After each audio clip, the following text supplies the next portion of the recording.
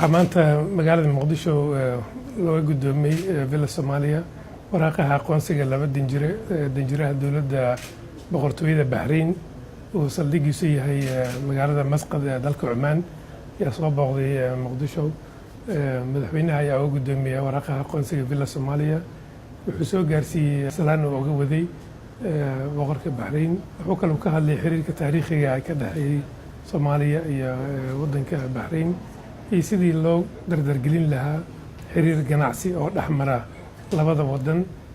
safiirka wuxuu ka dhawaajiyay inay danaynayeen inay dowladda Soomaaliya ka kaashadaan sida dhoofinta xoolaha, kalluunka iyo beeraha ka soo dalagga beeraha sida mooska iyo waxyaalahaas oo kale.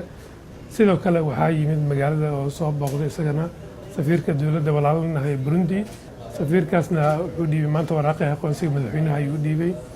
kadib wuxuu soo gaarsiiyey madaxweyne salaan uu ka waday madaxweynaha dowladda Burundi.